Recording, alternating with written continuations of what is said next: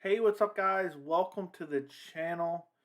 It is Friday night, October 29th, the day before UFC 267, and it's terrible weather where I'm at. I'm not doing anything, and I hadn't done a random Friday night stream in a while, and there is so many great fights tomorrow on UFC 267, so I figured, why not do one last live stream before the event? It's tomorrow afternoon.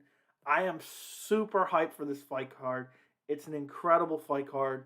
So why not get on here, talk to you guys about some of the fights, and who knows, maybe we'll talk about some stuff that maybe I forgot to talk about in some of the breakdown and prediction videos. Maybe I forgot to talk about in this week's live stream.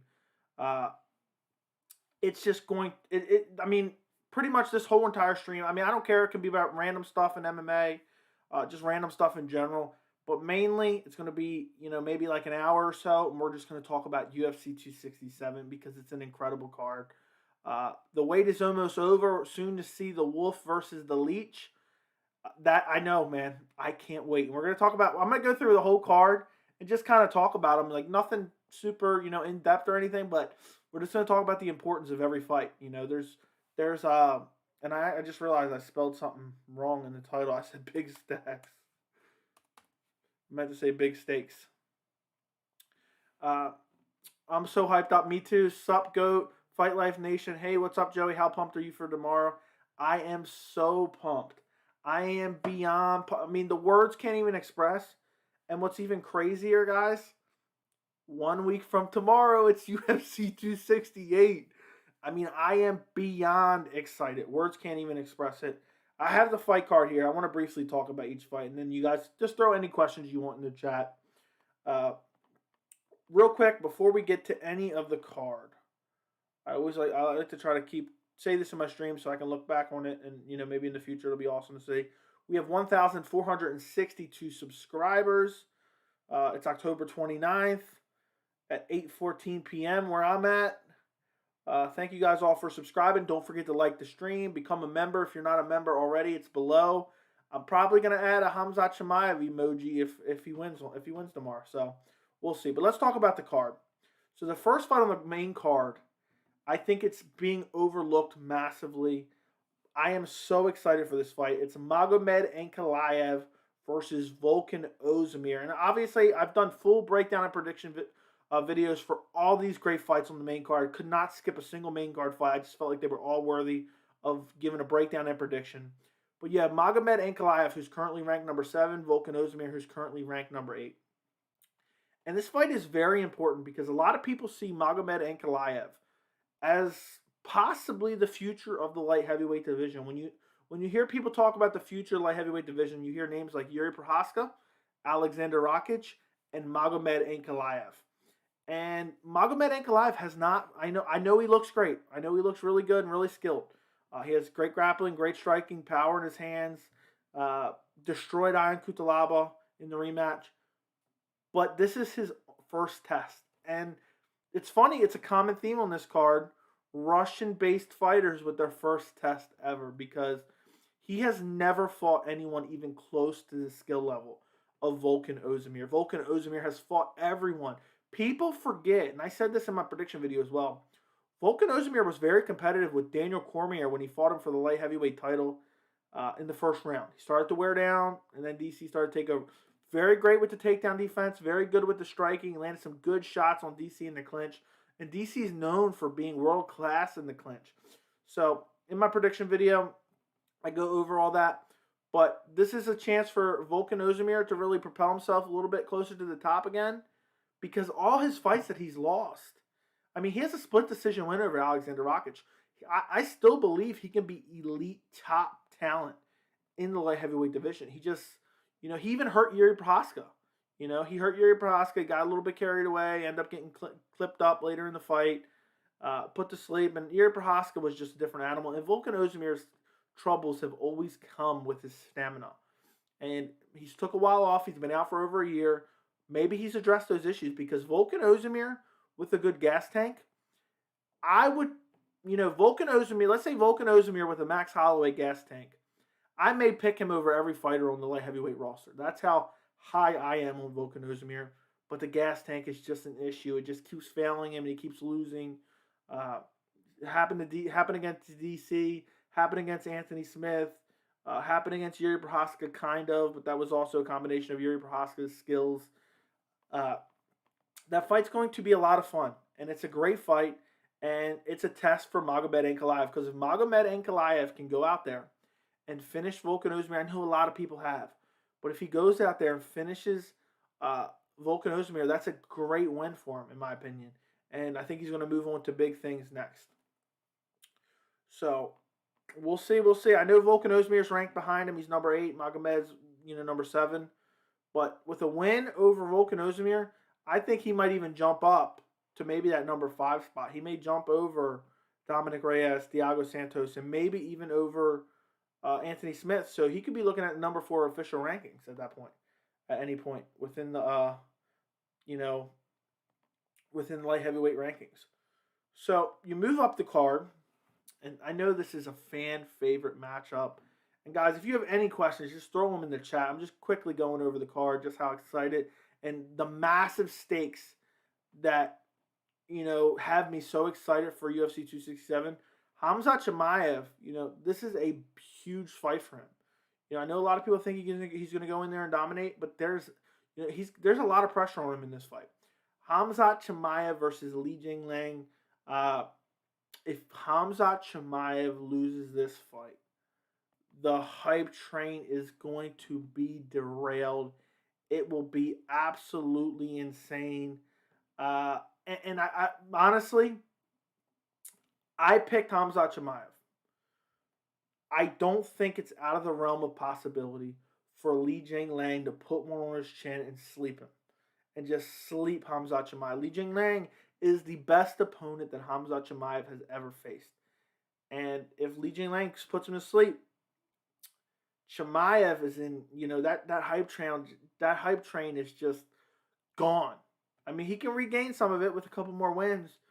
But if you can't beat Lee, how are you going to beat other top tier welterweights? And I know if you look at the top, to be honest, if Khamzat is as good as he looks, there's some good favorable matchups with him, because if he can hang with any of the guys, anybody that can wrestle with Colby Covington and Kamaru Usman and Gilbert Burns can be competitive in that welterweight division, because then it means it's a striking matchup. Colby doesn't have the best striking, Usman doesn't have the best striking, Burns doesn't have the best striking. So half the battle is keeping the fight on the feet.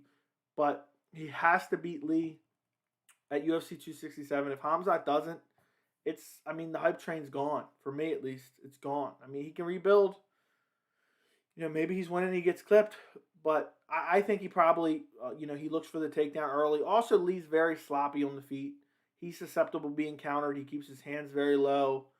But it's massive. This is a massive fight for Khamzat. Before, and I know you guys are probably going to think I'm a little bit crazy here, before the Leon Edwards fight, there was a lot less pressure for Khamzat, because the level of competition he was fighting there in Leon Edwards was like, okay, this is the number 1, number 2 ranked guy in the world in the division. If you lose, okay, you got a big step up in competition. He wasn't ready, blah, blah, blah. There's a built-in excuse. But number 11, JingLiang, if he loses there, we don't really see, I don't know how you can really say, okay, he can go up there and do this, do that. Other than the fact that it's mainly grapplers at the top of the welterweight division, which is funny. I think welterweight's probably the most grappling heavy division. Next, you move up the card. This is my least favorite fight on the card, but I still love this. I love this fight. I love it. I love it. I love it. Alexander Volkov versus Marcin Tybura. I think this is going to be a blowout for Alexander Volkov. Even though I love this fight, just because I always like to see Alexander Volkov fight, I think he's a very exciting fighter. And I think he's still young. He's still improving. He's huge. He's tall. He's lengthy. I just don't see how Tabora gets it done, to be honest. So that kind of knocks this fight down. And then also the level of importance. When you're looking at a heavyweight division with Francis Ngannou, Cyril Gane, Stipe Miocic, where's Volkov fit into there? He's not beating those guys. I just don't see him beating those guys. And I think Volkov is a step ahead of Tabora as far, they always say there's levels to this game. Volkov is levels ahead of Tabora, in my opinion. I think he'll use that length, that reach, that height. It's not super significant reach advantage. He's much taller, but the reach advantage isn't that crazy. But if Tabora can pull off an upset, that'd be insane. Then next up the card. This is a 6-fight main card, by the way. Usually we get a 5-fight main card. Islam Makhachev versus Dan Hooker. Guys, I know Islam Makhachev is ranked number 5. I know that. I know that he is ranked number 5. But, this is his first real test, and people don't want to hear that. You know, there's a cult-like following behind Islam Makhachev, and people don't like to hear that this is his first test. He's been fighting, blah, blah, blah, you know. I mean, don't get me wrong. Thiago Moises is better than people give him credit for, in my opinion. But Thiago Moises, you know, between Thiago Moises and the top of the lightweight division, we can all admit there's a drastic skill difference there. And Islam Makhachev stopped him in the 4th round. But Thiago Moises had some bright spots. I don't want to say he was winning at any point. But he had some spots that I was surprised that he didn't get dominated in. Let's put it that way. And if Islam Makhachev, you know, he's originally supposed to fight RDA, I think, and a lot of people disagree with me on this, I think Dan Hooker's a more favorable matchup than RDA. People, for some reason, are so down on RDA, Rafael Dos Anjos, but he was losing to elite-level competition at welterweight. He's former lightweight champion. He has good grappling, good striking, good jiu-jitsu, well-rounded, amazing stamina. So I think Islam actually gets a little bit of a break here with Dan Hooker. Dan Hooker's coming in on a month's notice. And it's funny because Islam wanted to fight Dan Hooker for a while when Islam was unranked. And Dan Hooker ended up getting better fights. You know, he was fighting Michael Chandler and whatnot. Now it's a little bit different because Islam's ranked above Dan Hooker. And Dan Hooker's last fight against Nasrat Haqparast, for me, it wasn't that impressive. You know, I think he won 30-27, but he had to use his grappling. And, you know, when Dan Hooker's getting outstruck by Nasrat, I'm not saying he's a bum or anything like that. I just don't know if he has what it takes to be able to, you know, really make it a nightmare for Islam. And I think Islam will get him down. He'll tire out. He has less than ideal training camp. If Islam loses to Dan Hooker, he's screwed. I don't know where the hype goes for Islam Makhachev if he loses to Dan Hooker. Dan Hooker, if he loses, doesn't really matter. He has the built-in excuse. He came in on short notice.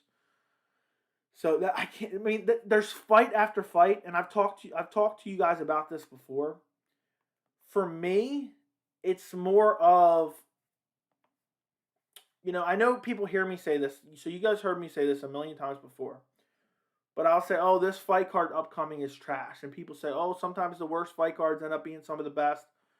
For me, what gets me excited about the sport is importance of a fight, relevance of a fight. You know, you can have two guys who are never going to be champion, never going to be contenders in the UFC, and they can have a crazy wild brawl, and it can be a great fight, whatever.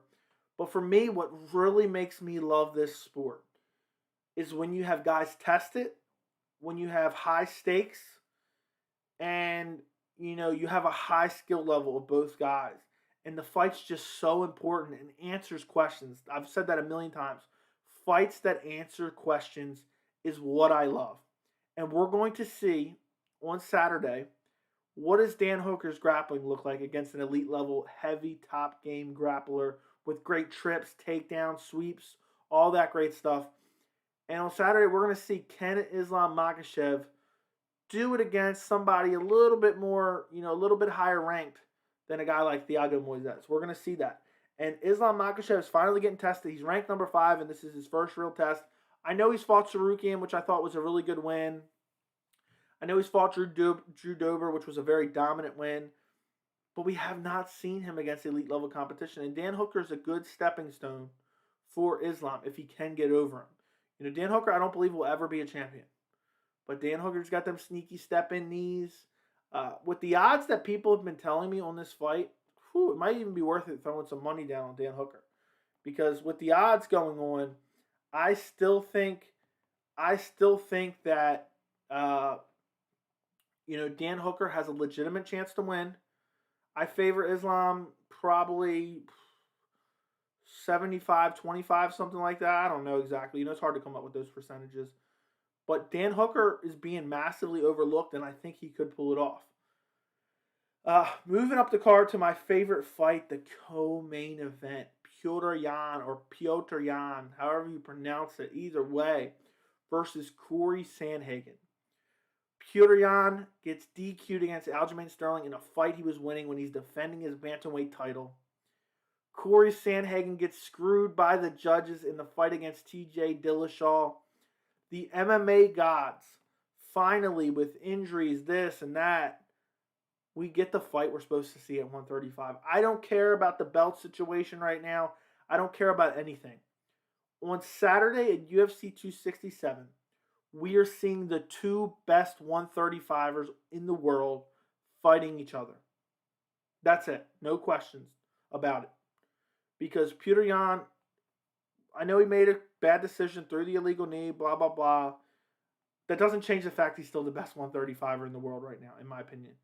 And then Corey Sanhagen, it's a little bit debatable because of the loss to Aljamain Sterling, but he's looked incredible lately, and I believe he beat the former champion in TJ Dillashaw. If you remember in that fight with TJ Dillashaw, all TJ Dillashaw did was clinch and hold and hold and hold and hold. And when Sanhagen was loose, he was landing some good strikes. He was busting Dillashaw up. So, forget the title. Forget the undisputed bantamweight title. Forget the interim bantamweight title. Pyotr Yan versus Corey Sanhagen should be an incredible fight. I cannot wait for it. I really think Jan's gonna win this fight and win it pretty handily. But I'm curious how Corey Sanhagen approaches this, because he was a little bit down on himself, that he wasn't more aggressive in the TJ Dillashaw fight and he wasn't getting out of that clinch positions. I think Yan is going to take advantage of that. Corey Sanhagen loves throwing the spinning techniques. Yan is going to clinch him up, body lock from the back. I just really believe this is going to be the best fight of the night, and it's the two top guys going against each other. Let me know in the chat who you guys are picking. Is there anybody picking Corey Sanhagen? I have seen very few people picking Corey Sanhagen. The main event, Jan Blachowicz versus Glover Teixeira, the true undisputed light heavyweight champion versus the undeniable number one contender. Both had crazy career resurgence. Both older guys. Glover may retire, win or lose. I think if Glover loses, he retires probably. If he wins, I think he sticks around for big paychecks. Glover Teixeira versus Yuri Prochazka. Yuri Prochazka is going to, be a draw one way or another. The guy is so exciting. That's going to be a great fight. You have grappler versus striker there because Glover Teixeira's game plan. I don't think Jan Blachowicz is retiring anytime soon. He hasn't sounded like it. But I think Glover loses. He knows his title hopes are done. If he wins, why not? Why wouldn't you stick around for those big paychecks or bigger paychecks that come with the undisputed title? So, especially, when you have contenders like Yuri Prochazka. And, you guys aren't going to want to hear this. There's a lot. I love Yuri Prochazka. He's one of my favorite fighters right now. Glover Teixeira, if I'm Glover Teixeira, I like my chances against Yuri Prochazka. He's shown a little bit of holes in his grappling game, being taken down, held down a little bit. Just a little bit, just a hair. And Glover Teixeira is the best at the light heavyweight division at taking guys down and holding them down. Got the massive ground and pound. Yuri's super wild. Glover has power in his hands. But we have a 38-year-old taking on a 42-year-old guy in Glover Teixeira. I can't wait for this fight. I love both guys. I wish both guys could win the fight. And this is going to be a great event, guys. This is going to be a great event. Don't forget to like the stream. Do not forget to like the stream. Run up the likes. I'm going to go through. I was just going through the card real quick, and we were going over it. I'm going to go through the entire chat and read all the questions you guys have and read what you guys have to say. So if you guys want a question about anything UFC 267 or just anything MMA in general, throw it in the chat. I'm going to read through, especially after recent lackluster cards. We're finally going to be getting good cards. Agreed 100%. I can't wait. These next few cards are amazing. Who's the biggest chance to pull off an upset? Dan Hooker or the Leech? That's a great question. I would probably lean Dan Hooker. I just don't trust the Leech. Hands are too low. He wears down a good bit. I think he can get clipped on the feet and put down, and I think he can get out grappled for sure. I know he can get out grappled. So, because those are the two fights that have the highest bet on Islam and Khamzat. Yeah. If I was a betting man, I'd be throwing money on Dan Hooker with the odds that people are telling me are crazy. What's one upset you got a weird feeling might happen on the card? Dan Hooker, step in knee, Islam Makhachev. If you told me, let's say it was after the card, I hadn't watched the card, I hadn't seen anything, and you said there was a crazy upset on UFC 267, I'd say for sure it was Dan Hooker knocks out Islam Makhachev. Even Dana White said the fight on the card he's looking forward to is the Khamzat fight. It's exciting to see him back, man. His name was on fire. His name was on fire last year, and it was all just extinguished because he was just sick and out and fight canceled. I can't wait for this card, guys. I cannot wait for UFC 267. It's going to be so good. You know, there's nothing better than just fight after fight after fight after fight. Like, you know how you watched last week's card and you were like, oh my God, get me to Paulo Costa versus Marvin Vettori. I am going to be savoring every second of UFC 267. It's just amazing. I mean, the first fight, the second fight, the third, every fight. I mean, I'm just, oh my God, there's stakes here. It's important. It's relevant to the division and the UFC. And, you know, you have big stars in the making potentially. This is one of those cards you look back at in about 2 years and you say, can you believe all those guys were on the same card? You know, what are the chances of that? And, you know, there's cards like that you can talk about in the past. And some of these guys have already built a little bit of a name for themselves, but it's going to be great. Otherwise, I think Islam wins. Honestly, otherwise, I think Islam wins. What's going on? Keep out. Man, I hope Petr and Khamzat win. I'll be so pissed if they lose, not going to lie. I think they're going to. I feel like Islam has way more pressure on him than Khamzat. Definitely. Islam has more weight on his shoulders for this fight. He's supposed to beat Dan Hooker. He has a lot of hype. He has a cult-like following. Khamzat Chimaev, you know, he could say, oh, I was rusty, I was out, I was sick, my stamina isn't right, my training couldn't be right. He has a million of excuses he can make. Where Islam has to win this fight. And even if he looks terrible doing it, you know, I like Islam Makhachev. I think he has a high skill level. I'm excited to see him fight. But if he does, you know, if you watch this channel, you know I don't cater to one guy just because he has a cult-like following and they might get mad at me or because I like a guy or not like a guy, I don't like cater to him. If Islam Makhachev looks like shit on Saturday, but he wins anyway, I will be the first, probably the only person online saying it because people are afraid of fighters with big fan followings. I don't care. I say it. You know, you guys come to this channel to see what I have to say. And I'm not going to, you know, pretend, you know, I live in a different world just because I don't want to piss anyone off or upset anyone. I feel like Islam has went. Okay, you read that? Since Khabib's passed the torch to Islam, everyone is riding on him. Carry on and become champ. To carry on. Yeah, exactly. He has hype because of Khabib Nurmagomedov. He doesn't have any huge wins yet. Just doesn't. It's a fact. You know, people don't want to hear that, but for whatever reason. But it's true. Our man at Thiago's best wins agree. What's up, Joey? How are you? My take is Teixeira by sub. Pyotr Yan by TKO. Islam by sub. Khamzat by sub. Ginge, what's going on, my friend? But that's some fun picks. I think if I had to, you know, I don't know what the odds are for Yan Blachowicz or Teixeira. You know, now I think about someone said what was the biggest upset. I was really thinking of massive upset. But I think Glover Teixeira has a legit chance to win this fight, by the way. What's up, Ginge? What's up, French fries? Either way, thanks for stopping in. Hope you enjoy your movie. Dan Hooker is consistently one fight away from the conversation. He's like Nate Diaz without the drawing power of Nate. Yeah, we'll see. If he beats Islam, his name is gonna catapult. They might even rematch it. That's how crazy it may be. If he catches him with like a step-in knee in the first round, just sleeps Islam Makhachev, people are going to be begging for a rematch. Mark my words. Islam's grappling is too good. I agree. I hope Khamzat loses. He's way too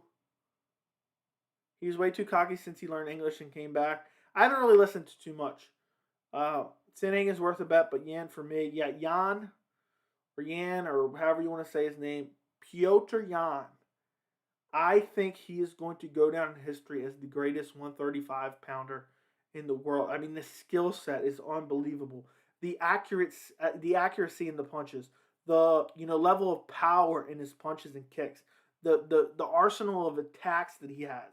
You know, he uses everything that he has, everything. His kicks, his leg kicks, you know, his clinch work. He'll ragdoll guys to the ground, maybe not necessarily follow them there just because they're very good on the ground. His ground and pound is amazing. There is nothing not to like about Petr Yan. his defense, his striking defense, amazing. Amazing. I mean, his fist is always just glued to his chin like this. I mean, how are you going to clip Yan? And you know, I hate to say it, and I said this in the pre-fight. Pyotr Yan has a great fight IQ. I know it sounds funny just because he threw that illegal knee like an idiot, but other than that, I mean, the game plan is just spectacular. And I want to mention this. I think I mentioned it in my prediction video for the fight, but I want to tell you guys again.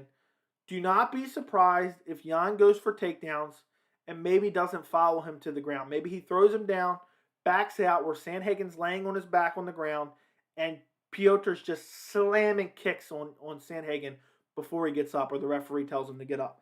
Do not be surprised by that. Only UFC can defeat the Russian renegade. Okay. Khabib said he would go 40-0 and be champ in 2 weight classes. Well, apparently he didn't. Why would he? He doesn't want to ruin Usman's dreams. They're friends. Same, I agree. I'm picking Corey Sanhagen and Islam to win in the 2nd round. And Glover to win by submission in the early 3rd round. Whew. 3rd round. Probably none of these picks will happen, but they all have a chance. I think they all have a chance. Do you think Yan will out-wrestle Cory tomorrow? I think you meant Glover. Do I think Yan will out-wrestle Glover tomorrow? If by out-wrestle him you mean stuff takedowns, yes. But I don't see Yan taking Glover down and controlling him. And Glover has the jiu-jitsu advantage. I think Glover's the better guy with submissions, transitions, scrambles on the ground. I think Yan is just going to try to do everything to avoid that. I think the best path to victory for Glover is a path that he's taken many times. And that is for Yan to wear himself out trying to finish Glover after he rocks him, and then Glover taking over with the grappling and the jiu-jitsu. But Yan is too smart. I don't think he's going to do that. I think he's going to be very methodical. I think he's going to pick his shots. I think he's got great stamina. I think he's got a nice wide base, and I think he's going to be very cautious. You know, not get too carried away. He's not wild. He tries to stay technical on his punches and his kicks. He uses everything very well. He rips to the body. I mean, he has some of the best body kicks in the game. And Jan Blachowicz just gets overlooked time and time again. I love the fight. I think it's a very good matchup, and it's the right fight to make right now. But I think Glover Teixeira. I think Glover Teixeira has the jiu-jitsu advantage again, but I just don't think he's going to be able to get Yan down. And I think it's going to be tough to shoot on takedowns on Jan Blachowicz when he has that Polish power. I just think it's going to be. Khabib will cry on live TV if his boy gets knocked out. Oh, he'll definitely. They better pan to him. If Islam gets knocked out cold and they don't pan to Khabib Nurmagomedov, I'm gonna be pissed. Who do you think wins between Yan and Glover will be considered best 2 or 5 in the world, or we would have to see Yuri Rakic and more of Magomedov if he wins? I don't think Yan or Glover will ever get the respect they deserve. I hope that answers your question. I just don't think. I think nobody will ever respect them. They'll say, oh, there was a period of time without John Jones, but before Yuri and Rakic and Magomedov. If Prime Nick fights Prime Nate at 170, who wins? I'll say Nick, but that's a tough question. They're both very similar. And I didn't watch a lot of Prime Nick. It's hard to call Yan or Glover the best light heavyweight in the world because they beat top contenders. Let's remember they inherited that belt that had been vacated. Sort of the same with lightweight. Very true. I mean, Petr Yan out-wrestling Cory, without a doubt. And by out-wrestle, I mean he's going to take him down. I don't know if he's going to lay on him and try to beat him up. I think he throws him to the ground quite a few times. I just think Yan is just too good in the clinch. Cory has some deficiencies in the clinch. We've seen it in the TJ Dillashaw fight. We've seen it in the Aljamain Sterling fight. And Pyotr Yan is the best grappler at 135. I've said it. I said it. People can disagree with me. They can say this guy, that guy. There's nobody better at grappling at bantamweight than Pyotr Yan. So, and Sanhagen has issues with it. So I think he will. I think he will ragdoll him. I think maybe he might not follow him to the ground just because Corey Sanhagen has those long limbs, can look for submissions, and Yan just is too smart to even fight that path when he can probably win on the feet. But I think it's going to be very frustrating because I do think Sanhagen has very good striking and maybe even better striking than Yan. But we all know what happens when you're worried about the takedowns, when you're worried about the clinch, when you're worried about checking leg kicks. It's not as easy to put together those strikes when a guy's chopping your legs, when a guy's constantly clinching you and ragdolling you to the ground or kneeing your legs and just beating you up from the clinch. It's not as easy to flow and land those spectacular techniques when you're worried about everything. And I said that in my prediction video. Yan is going to take everything away from Sanhagen in this fight. Sanhagen's not going to be able to throw spinning techniques for fear of the clinch. He's not going to, his footwork isn't going to be as good because it's going to get limited because of the heavy leg kicks. And I just think Yan is just world class. Sanhagen is world class, but I just think Yan is levels. There's levels above in most aspects, in the aspects that are most important. So we'll see, though. Sanhagen could land something flashy early and hurt Pyotr Yan, but I just don't see that happening. And let's say he throws something flashy early, I think he's going to end up on his back. And Yan is going to be standing, and Sanhagen's going to be laying there on his back, and Yan is just going to be slamming into those legs. Cowboy Cerrone, Miles Jury style, I believe it was. So we'll see. Keep the questions coming, guys. Well, I'm going to keep going as long as we have questions. I just really want to talk about UFC 267. I'm sure you guys can see how incredibly excited I am for this card. Glover needs to protect his chin at all costs. Agreed 100%. And if he doesn't get caught quickly, recover, and get Yan on the ground with him, this is his last chance. He has to go out with a bang. Yeah, I agree. But I just don't think that chin can hold up. He's been hurt so many times. And the legendary Polish power is something to behold. And is going to clip Glover on that chin. And Yan's not going to blow himself out looking for a finish. He's very methodical. He picks his shots. He has great fight IQ.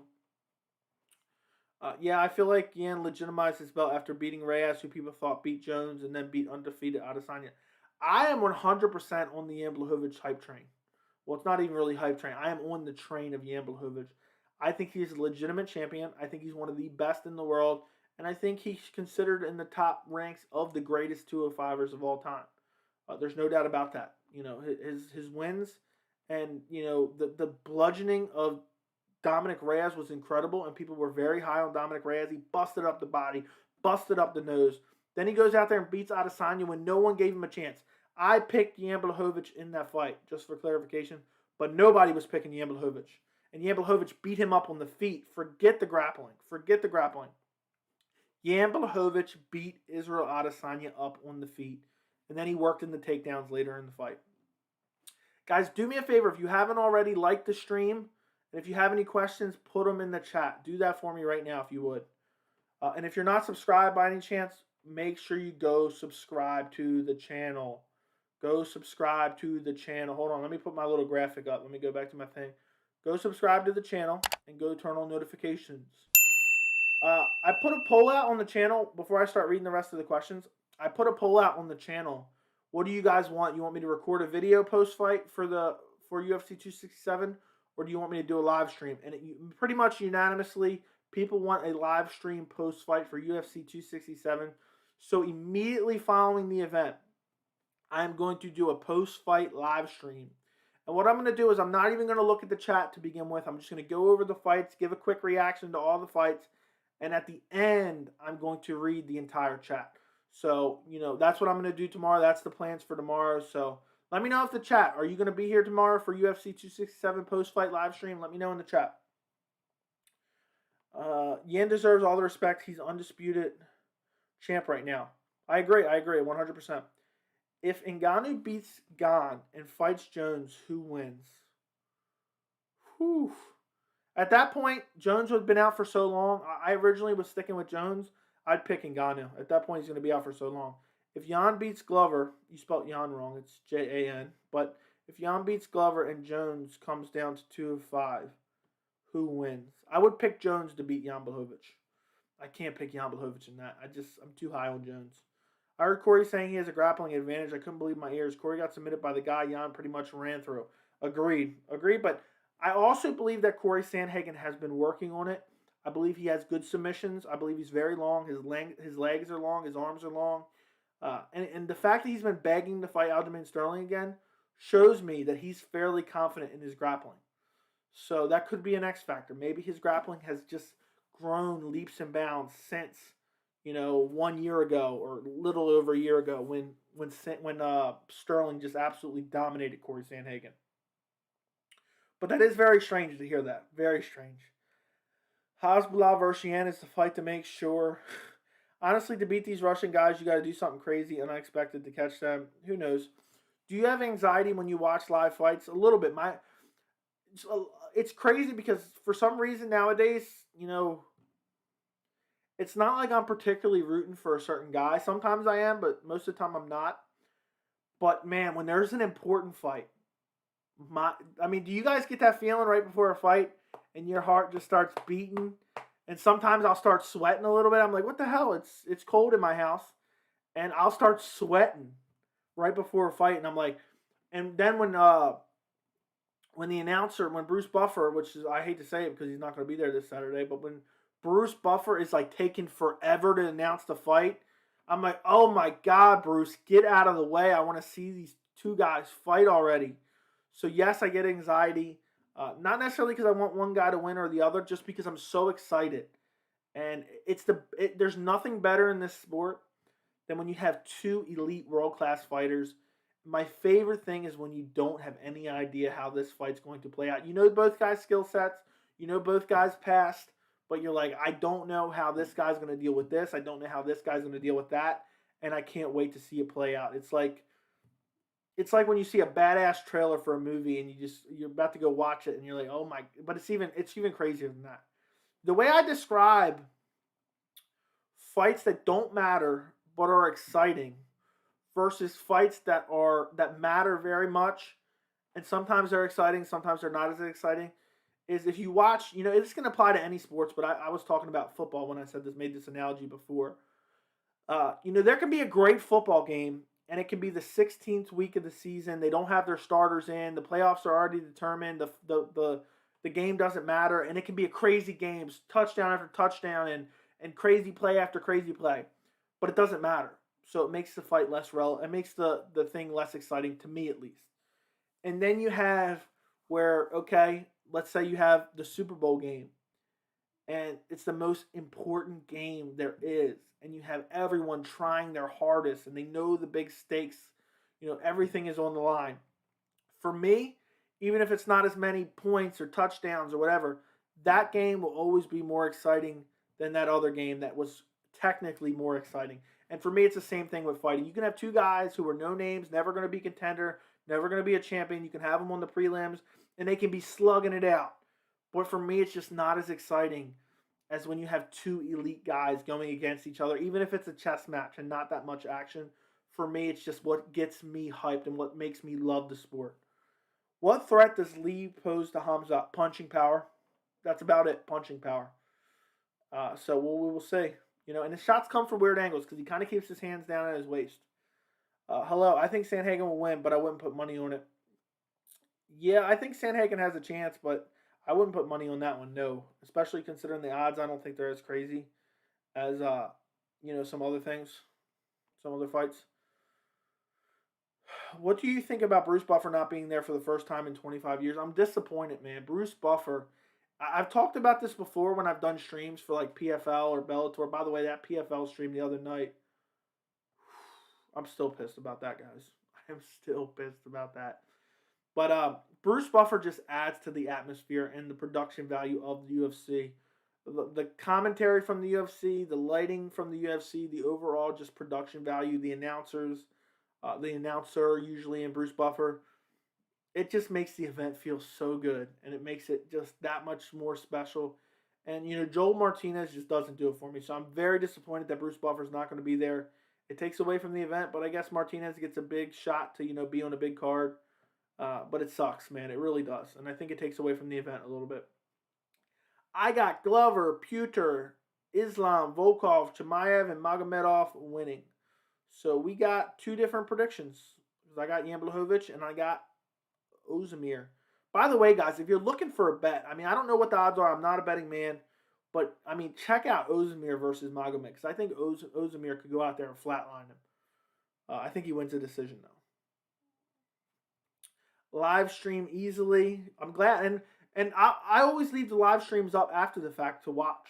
So, yeah, sure. Yes, I will be there. Not to beat the Russian guys, you need to learn how to nullify their skill set. From some unknown reason, no one is. They respond to jiu-jitsu, so at some point it has to happen. Yeah, I think the best base to beat some of these just grappling top-heavy guys is just to be a jiu-jitsu ace on the bottom. You notice, I mean, this isn't the same scenario, but you notice Kamaru Usman didn't want to spend any time on top of Gilbert Burns. You notice that? Because of the jiu-jitsu. Very similar situation to Fabricio Werdum, Cain Velasquez. Cain Velasquez did not want to be on top of Werdum. He got outstruck. He went for the takedown, and he got subbed right away.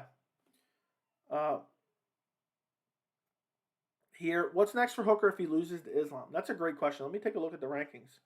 He could maybe go fight Tony Ferguson. You can match him up with Rafael Dos Anjos. But, I mean, you'd have to wait for some fights to play out and then see some losers. He could fight the loser of... Who's Gregor Gillespie fighting? I don't think he has a fight. I don't think Sarukian would want to fight him at that point. Probably Tony Ferguson or a loser of an upcoming fight. A loser of an upcoming fight, most likely, I think. But where does Islam go if he loses? That's a great question because I have no idea. What fighter do you think after the card is over you'll be saying, why did I even give his opponent a chance of winning?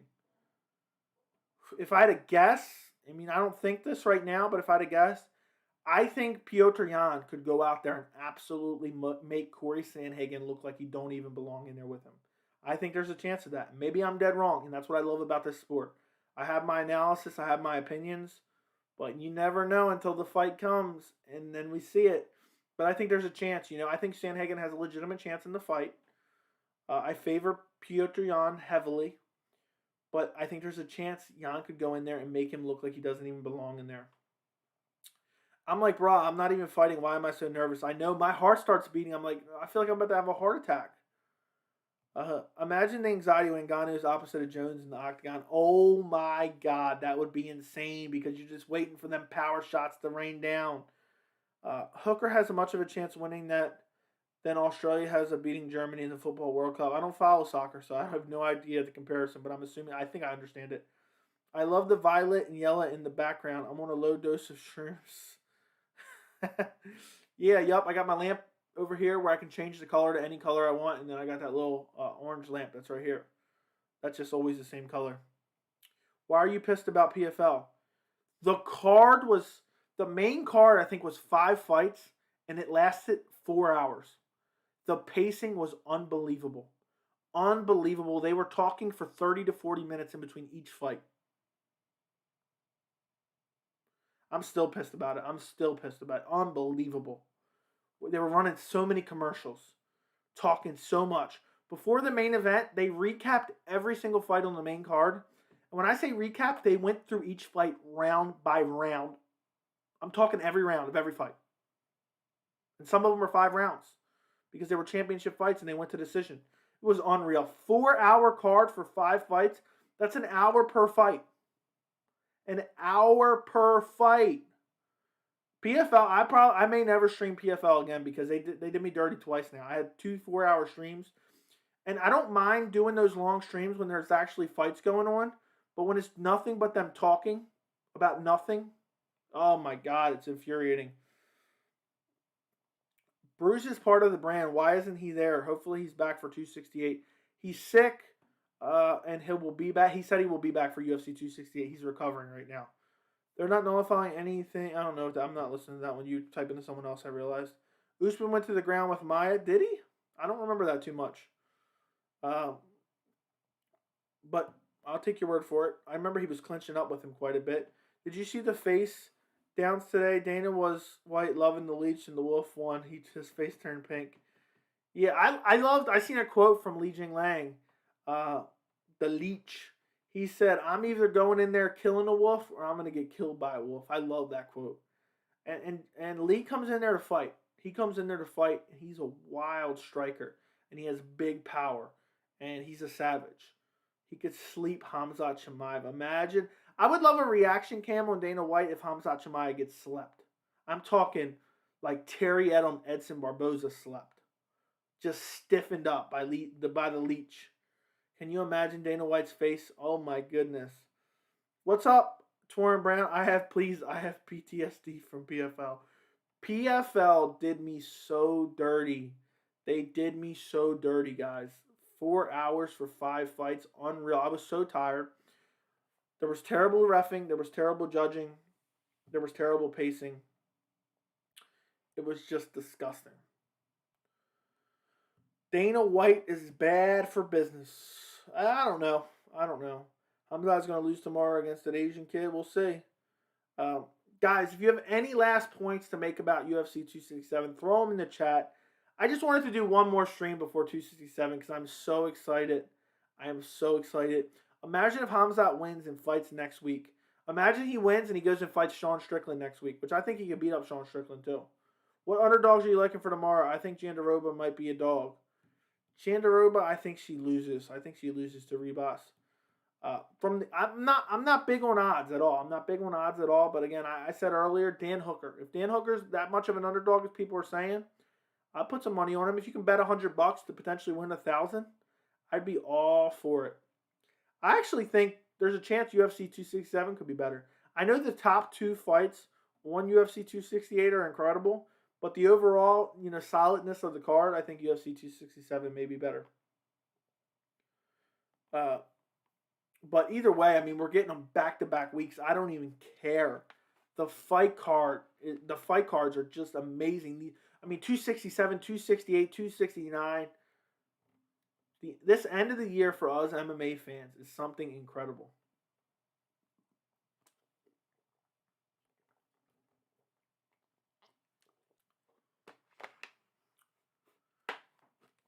The main card tomorrow starts at 2 p.m. Eastern Time, while the prelims are 10:30 Eastern Time.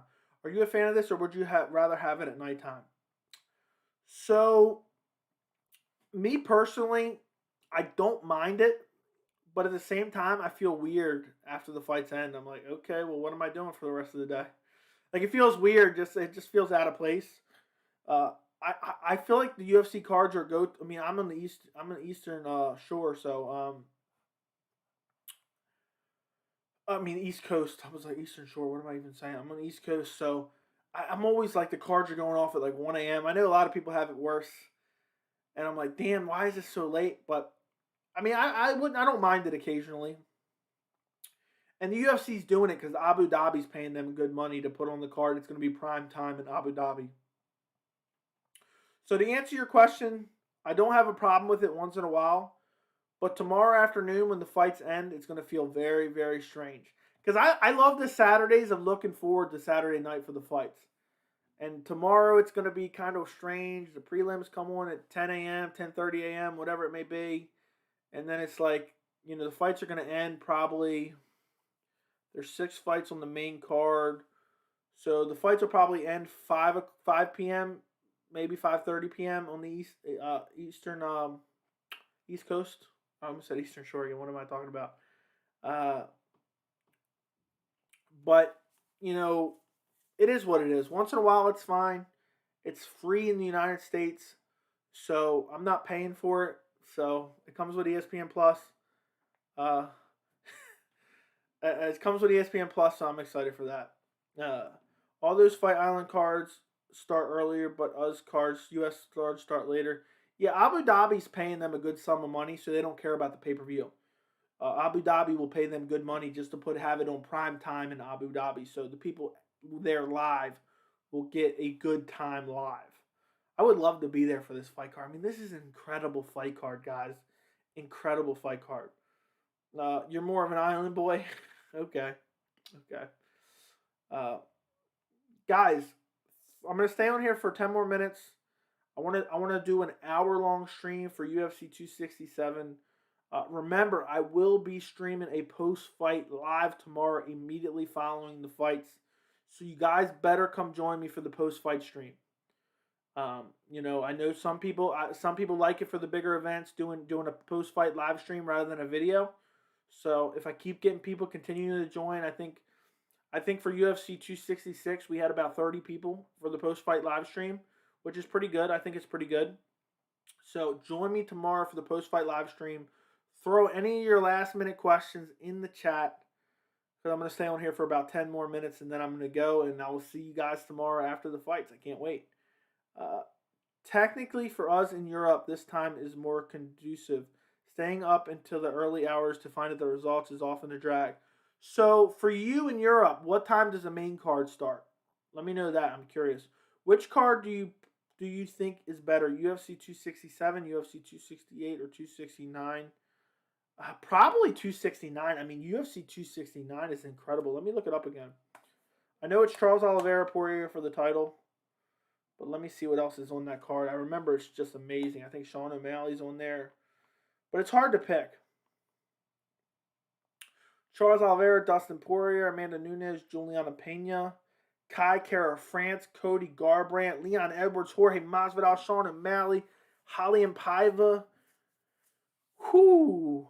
I wonder if Sean O'Malley can beat Raulian Paiva. I mean, he got brutally leg kicked by Marlon Vera, and then he was flash KO'd and stretchered out of the cage without an injury. Stretchered out of the cage without an injury. He's got to beat Raulian Paiva if he ever wants to prove the hype.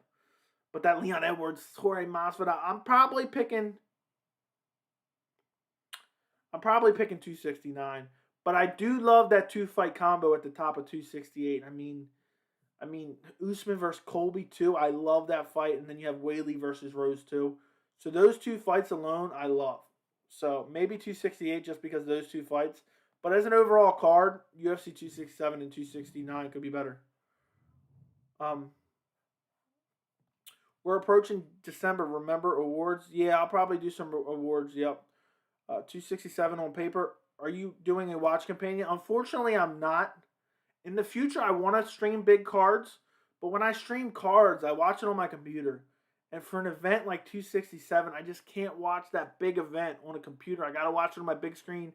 I got a 77-inch OLED TV downstairs in my living room that I watch all the events or all the pay-per-view events on.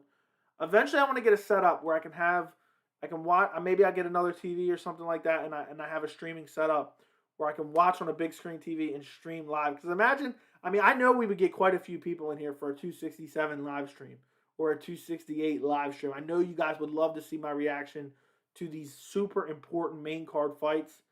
And I would love to do it, but I just got to figure out a way to do it without having to watch it on a 17-inch monitor here. So, unfortunately, live streams will put you in the algorithms too. No. Torrin Brown, you're lying. You're trolling. I don't believe you. Justin G. I'm not even going to read it out loud. 7 p.m. And that's not bad for Europe. 7 p.m. I'm happy for you guys. Who do you like in Pedro Muniz versus Dominic Cruz? I think Pedro Muniz's leg kicks are just going to be too much. He has a granite chin. I think he'll limit the movement of Dominic Cruz with the leg kicks, and I think he'll probably win. Maybe by stoppage. I'm not streaming tomorrow's card. Unfortunately, I'm going to stream a post-fight immediately following it. Not the card, post-fight afterwards. So if the fight card ends at 5, I'll be on here at 5:05 doing a live stream. As soon as they do finish the post-fight interviews, I'll be on here firing up a live stream.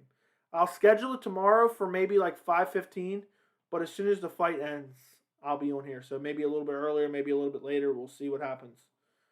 It's going to be a great card. It's going to be a great card. That's why I would love to stream some of the cards just because of some of these big cards, because my reactions are probably hilarious and I don't even realize it. So, yeah, I don't even know why you say stuff like that, man. You can't ruin fights like that. It's not fun.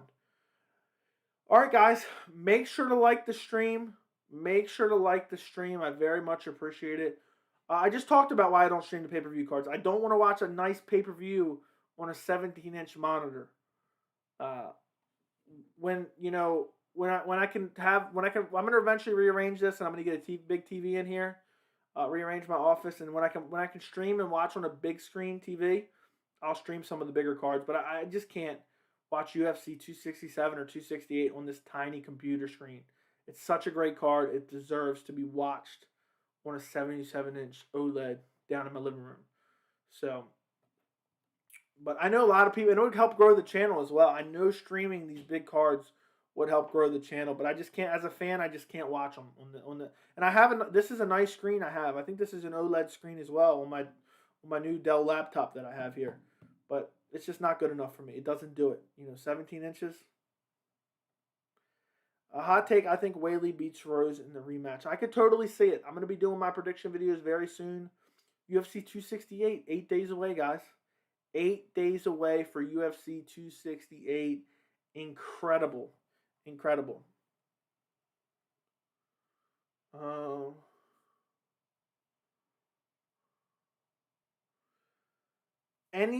Any final questions about UFC 267? Anybody have any final comments or questions about it before I end the live stream? This is the last time you guys will hear from me, unless there's some crazy breaking news, which, knock on wood, there is none. That, you know, before the post fight. So we'll be. By the way, guys, if you don't follow me on Twitter, follow me on Twitter. I'll be live tweeting UFC 267. It's at MMA Joey C. And if you want to follow me on Instagram as well, it's at MMA Joey C as well. So go follow me there. I'll definitely be live tweeting the fights. So my quick reactions to the fights, I'll be live tweeting them. So if you want to go follow me there and you want to get my reaction before I go on the live stream tomorrow, you guys can see it there. Sterling and his whole camp are praying Pyotr loses. 100%. 100%. He is praying to the MMA gods that Corey Sanhagen sleeps Yan. Because, I mean, he has a win over Sanhagen. He dragged him to the ground and choked him out. He is praying without a doubt that this fight, Corey Sanhagen wins. And it's hilarious because I know he's going to be watching it and he's going to be like hoping and praying. And like his heart's going to be beaten out of his chest. Sterling. This is Sterling watching Sanhagen versus Yan. So, all right, guys. Well, I think that pretty much wraps up this stream. I cannot wait for the card tomorrow. I know you guys are just as excited as I am. If you're watching this and you're not subscribed, go subscribe. If you haven't liked the stream already, do me a favor and like the stream. And I will talk to you guys tomorrow on the UFC 267 post-fight. Thank you all for joining me on this random Friday night stream, and have a good one.